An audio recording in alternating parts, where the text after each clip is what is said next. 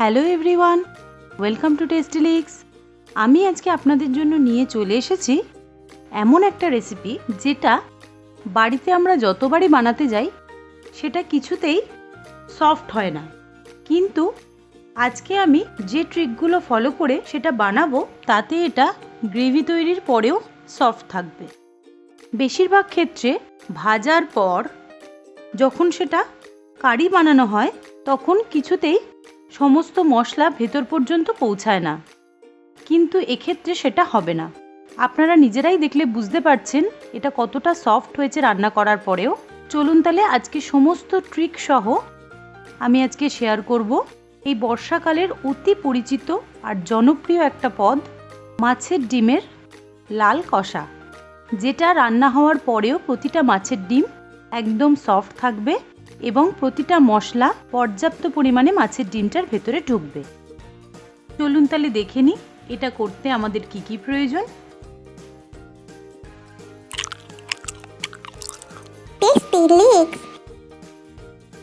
এটা বানানোর জন্য প্রথমে আমি একটা পাত্রে নিয়ে নিচ্ছি 350 গ্রাম মাছের ডিম। মাছের ডিমটার মধ্যে আমি দিয়ে দিচ্ছি 1 টিস্পুন নুন, দিয়ে দিচ্ছি 1 টেবিল স্পুন আদা রসুন বাটা, 1 টিস্পুন লঙ্কার গুঁড়ো, 1 টিস্পুন হলুদ গুঁড়ো, একটা ছোট সাইজের পেঁয়াজ কুচি দিয়ে এটাকে খুব ভালো করে একটা কাঁটা চামচের সাহায্যে আমি মেখে নিচ্ছি। কাঁটা চামচে প্রপার মিক্সিং হচ্ছে না, তাই জন্য আমি এটা হাত দিয়েই মেখে নিচ্ছি খুব ভালো করে, যাতে প্রতিটা মশলা মাছের ডিমের মধ্যে খুব ভালো করে মেশে, সেরকমভাবে আমি খুব ভালো করে এটাকে মিক্স করে নিচ্ছি। দেখুন এটা পুরোপুরি মিক্স করা হয়ে গেছে। এবারে আমি এর মধ্যে দিয়ে দিচ্ছি 1/2 টিস্পুন বেকিং সোডা বা খাবার সোডা, আর তার মধ্যে দিয়ে দিচ্ছি 3-4 ফোঁটা লেবুর রস দিয়ে আবারও খুব ভালো করে মাছের ডিমটাকে এটা দিয়ে মিক্স করে নিচ্ছি। খাবার সোডা আর লেবুর রসটা দেওয়ার ফলে মাছের ডিমটার মধ্যে এয়ার বাবলস তৈরি হবে, তার ফলে মাছের ডিমটা ভেতর থেকে খুব সফট থাকবে আর সেটা গ্রেভিতে পড়লেও শক্ত হয়ে যাবে না। এভাবে আমি মাছের ডিমটাকে রেখে দেবো মিনিট 10-এর জন্য। এবারে একটা ফ্রাইং প্যান গরম করে তার মধ্যে আমি দিয়ে দিচ্ছি 2 কাপ রিফাইন্ড অয়েল। রিফাইন্ড অয়েলটা মিডিয়াম গরম হলে আমি মেখে রাখা মাছের ডিম থেকে ছোট ছোট আকারে গড়ে সেগুলো তেলের মধ্যে দিয়ে দিচ্ছি। এক্ষেত্রে বলে রাখি, মাছের ডিম ভাজার সময় কিন্তু তেল অতিরিক্ত গরম করে মাছের ডিম দেবেন না, তাহলে কিন্তু মাছের ডিম অতিরিক্ত ফাটতে শুরু করবে। মিডিয়াম টেম্পারেচারে মাছের ডিম দিয়ে তবে ভাজার চেষ্টা করবেন।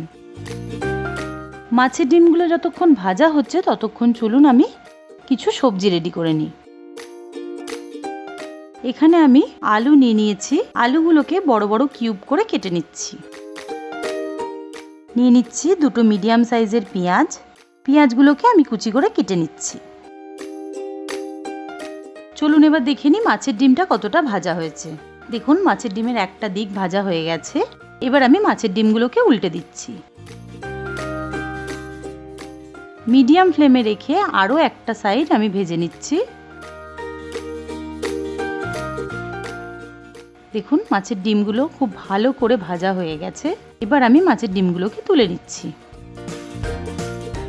এবারে সেই তেলের মধ্যে আমি দিয়ে দিচ্ছি ডুমো করে কেটে নেওয়া আলুর টুকরোগুলো, দিয়ে দিচ্ছি 1 টিস্পুন নুন আর 1 টিস্পুন হলুদ গুঁড়ো। নুন হলুদটা দিয়ে খুব ভালো করে আমি আলুগুলোকে ভেজে নিচ্ছি। আলুগুলো যতক্ষণ ভাজা হচ্ছে চলুন ততক্ষণ আমি একটা মশলা তৈরি করে নিই। মশলা তৈরির জন্য একটা মিক্সিং বলে আমি দিয়ে দিচ্ছি একটা মাঝারি সাইজের পেঁয়াজ, নিয়ে নিচ্ছি 2 ইঞ্চি আদা, নিয়ে নিচ্ছি 15 থেকে 16 কোয়া রসুন, আর দিয়ে দিচ্ছি 5টা কাঁচা লঙ্কা। এবারে এটাকে আমি একবার ড্রাই গ্রাইন্ড করে নেব। কোনো রকম জল আমি এখানে ব্যবহার করিনি। এইভাবে গ্রাইন্ড করে নেওয়ার পর এর মধ্যে আমি দিয়ে দিলাম মাঝারি সাইজের 2টো টমেটো। এবারে এটাকে আমি একটা ফাইন পেস্ট তৈরি করে নেব। দেখুন পেস্টটা আমার রেডি হয়ে গেছে। প্রথমবার পেস্ট তৈরি করার সময় আমি টমেটোটা দিইনি, তার কারণ প্রথমবারই টমেটোটা দিলে আদাটা খুব ভালো করে পেস্ট হবে না, সেই জন্য আমি প্রথমে জল ছাড়া ড্রাই গ্রাইন্ড করে নিয়ে তারপরে টমেটোটা ব্যবহার করেছি। দেখুন মশলাটা আমার রেডি হয়ে গেছে। এবার আমি দেখে নিই আলুগুলো কতটা ভাজা হলো। দেখুন এতক্ষণে আলুগুলো খুব ভালো করে ভাজা হয়ে গেছে। এবার আমি আলুগুলোকে তুলে নিচ্ছি। এবারে একটা কড়াই গরম করে তার মধ্যে আমি দিয়ে দিচ্ছি 4 টেবিল স্পুন রিফাইন্ড অয়েল। এখানে আমি যে তেলে আলুটা ভেজেছিলাম সেই তেলটাই ব্যবহার করেছি। তেলটা গরম হলে তার মধ্যে আমি দিয়ে দিচ্ছি গোটা গরম মশলা, একটা তেজপাতা, 2টো শুকনো লঙ্কা আর 1 টিস্পুন সাদা জিরে। ফোড়নটা একটু ভাজা হলে তার মধ্যে আমি দিয়ে দিচ্ছি কুচি করে রাখা 2টো মিডিয়াম সাইজের পেঁয়াজ। পেঁয়াজটা দিয়ে খুব ভালো করে ভেজে নিতে হবে। মিনিট 2 সময় নিয়ে পেঁয়াজটা একটু ভেজে নিলে যখন পেঁয়াজটা এই পর্যায়ে চলে আসবে তখন আমি বানিয়ে নেওয়া মশলার পেস্টটা এর মধ্যে দিয়ে দিচ্ছি 1 টিস্পুন নুন, 1 টিস্পুন হলুদ গুঁড়ো, 1 টিস্পুন জিরের গুঁড়ো, দিয়ে দিচ্ছি 1 টিস্পুন লঙ্কার গুঁড়ো, 1 টিস্পুন কাশ্মীরি লঙ্কার গুঁড়ো দিয়ে খুব ভালো করে এই মশলাটাকে কষিয়ে নিতে হবে। এক্ষেত্রে বলে রাখি, এই সময় কিন্তু গ্যাসের ফ্লেমটা অবশ্যই মিডিয়ামে রাখবেন, না হলে কিন্তু মশলাটা পুড়ে যেতে পারে। হাই ফ্লেমে খুব তাড়াতাড়ি মশলাটাকে কষিয়ে নিতে যাবেন না, তাহলে কিন্তু রান্নার টেস্টটা নষ্ট হয়ে যাবে। আমি ঢাকা দিয়ে মশলাটাকে কষিয়ে নিচ্ছি আর মাঝে মাঝে ঢাকা খুলে একবার করে মশলাটাকে নেড়ে চেড়ে নিচ্ছি, যাতে মশলাটা কোনোভাবেই কড়াইতে লেগে না যায়। মিনিট 3-4 মিডিয়াম ফ্লেমে মশলাটা কষিয়ে নেওয়ার পর যখন মশলাটা থেকে তেল ছেড়ে এসছে তখন আমি মশলাটার মধ্যে ভেজে রাখা আলুগুলো দিয়ে দিচ্ছি। আলুগুলো দিয়ে আরও 30 সেকেন্ড মতো মশলাটাকে কষিয়ে নিতে হবে। এই রান্নাটা কিন্তু ততটাই সুস্বাদু হবে যত আপনি রান্নাটাকে বেশিক্ষণ সময় ধরে কষাবেন। দেখুন আমার কষানো কমপ্লিট হয়ে গেছে। এবার আমি এর মধ্যে দিয়ে দিচ্ছি 2 কাপ জল। জলের পরিমাণটা কিন্তু একটু বেশি রাখবেন, কেন কি মাছের ডিমটা ঝোলের মধ্যে দেওয়ার পর মাছের ডিমগুলো অনেকটা ময়েশ্চার অ্যাবজর্ব করে নেবে। জলটা দিয়ে ঢাকা দিয়ে আমি রেখে দেবো 10 মিনিটের জন্য, যাতে আলুগুলো সেদ্ধ হয়ে যায়। দেখুন 10 মিনিট পর ঢাকা খুলে দেখছি আলুগুলো সেদ্ধ হয়ে গেছে।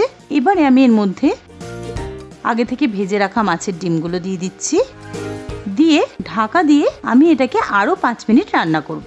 দেখুন 5 মিনিট পর ঢাকা খুলে এটা অলমোস্ট রেডি হয়ে গেছে।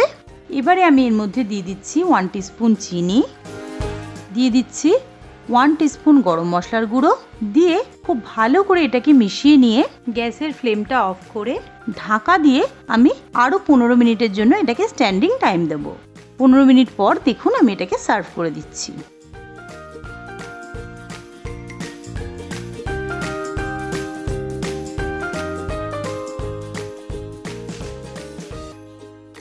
দেখুন এটা রান্না হওয়ার পরও এটা কতটা সফট হয়েছে। প্রতিটা মশলা আর ঝোলটা খুব ভালো করে মাছের ডিমে অ্যাবজর্ব করে নিয়েছে।